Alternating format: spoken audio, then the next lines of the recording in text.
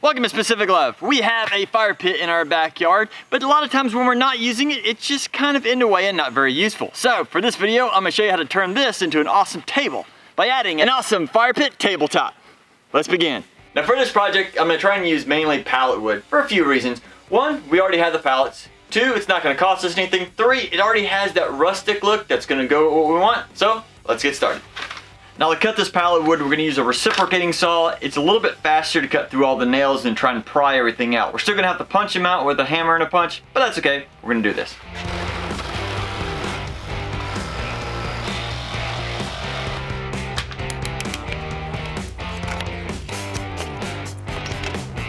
Now pulling a bunch of pallets apart, that takes a lot of work, especially getting all these nails out. Whew.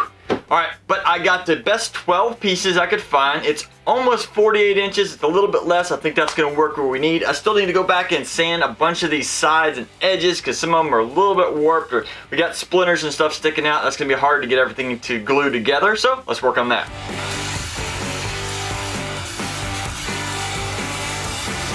Now as we're sanding these down and making them smooth, it's a good idea to try and get them as flat as possible on the edges. In this case, it's a little hard to see, but this is actually wiggles quite a bit because it is bowed. So I'm gonna take a hand plane and go across this. If you don't happen to have a hand plane, you can always continue to sand this, but just try and get it as flat as possible.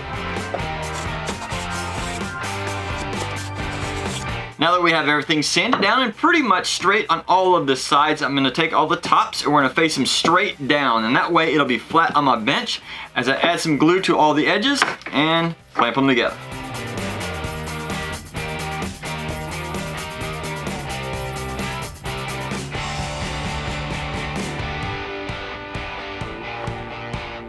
I'm gonna clamp 3 of these together at a time so that it's easy for my actual wood clamps to hold them all together while they dry.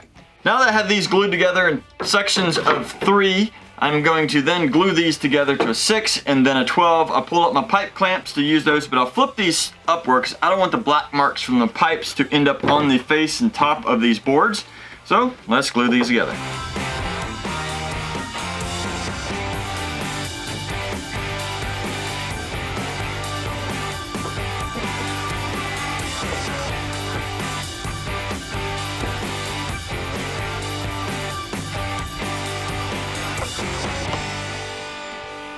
Now to help clean up some of these glue marks, I'm just going to take one of these orbital sanders and real gently go across it. We don't want to take away from it looking like pallet wood, but we do want to remove some of these glue marks.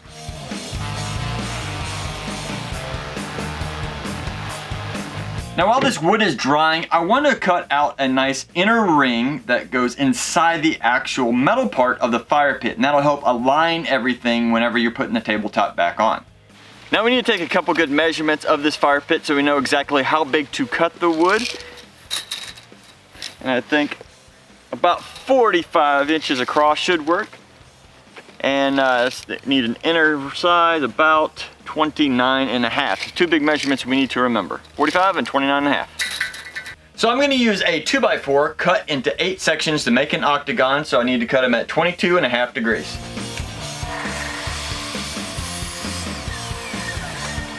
And the outside of these are 11 inches apiece.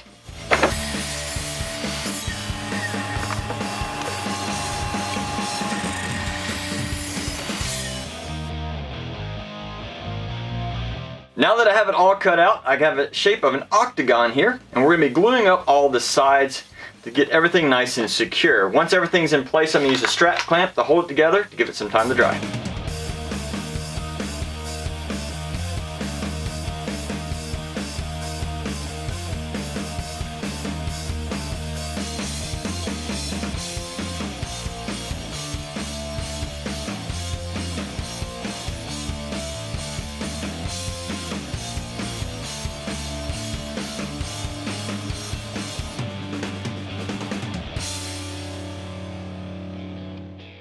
Then it's always a good idea to measure the farthest length, which is supposed to be about 29 inches, that is.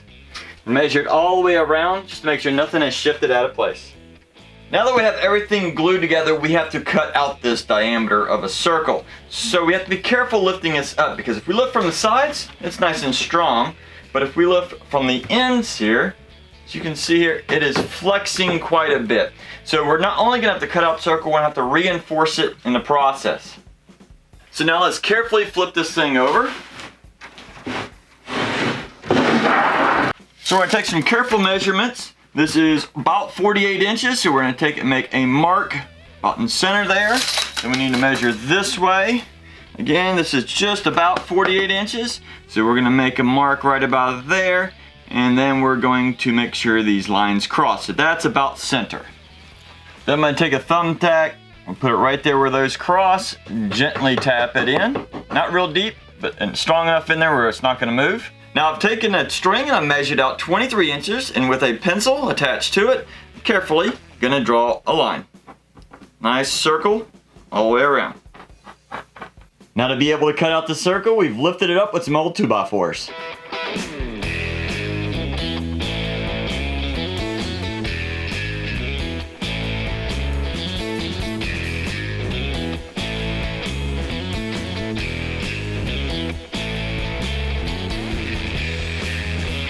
Now that we have this cut out, we're gonna take that octagon we made earlier. We're gonna measure everything out on here and make sure it's positioned properly in the middle.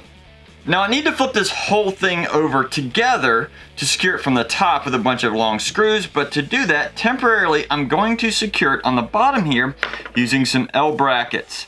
Now I could flip this all over, measure strategically several times, but this will save just a lot of time since I now already have it centered on the bottom.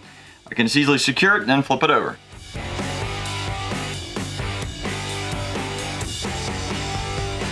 Now I'm going to be installing some 2.5-inch exterior screws through the pallet wood into the 2x4s, but I strongly recommend pre-drilling all the holes so the pallet wood doesn't crack on you. I'm also going to try and use some of the original holes so it doesn't take away from the appearance. Now that we have a few screws in, the sides over here are real strong, but the sides here, as you might be able to see, still has some flex to it. So we need to flip this whole thing over and secure these. Now to get these outside boards a little bit stronger, I want to place some additional pieces diagonal across it. Fortunately, around my fire pit, I have a metal ring that's about 1/8 of an inch thick. So I'm going to rip down some boards and we're going to secure them in place right along here.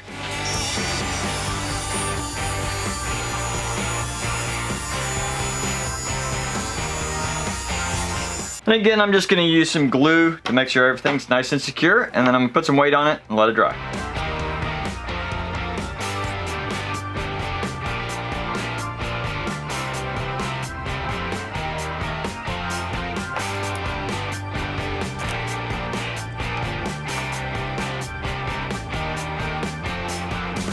Now that everything's dried, I flipped it back over, and we're going to be touching it up with some early American stain, and hopefully that'll look great. And always remember to stir your stain really well, especially if it's been sitting for a while. Here we go.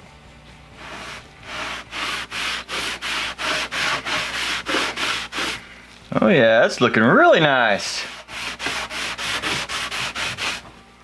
Now once you've completely stained it, it's a good idea to take a nice clean paper towel or rag and go over the whole thing just to remove any residue.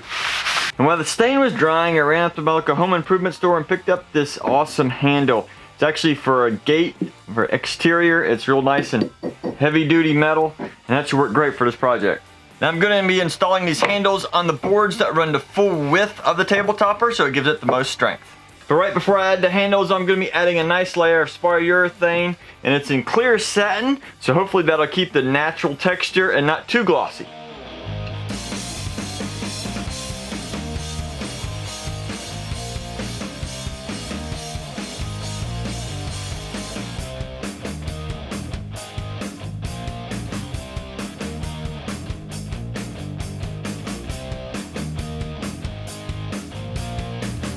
Alright, now this is still just a little bit tacky, but let's see if I can pick it up. Oh, yeah. I think that's going to work out great. Now that we've given it some time to dry, let's test fit this thing.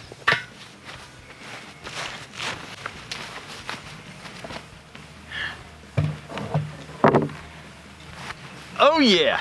Now that looks good. Whew, I'm really liking this.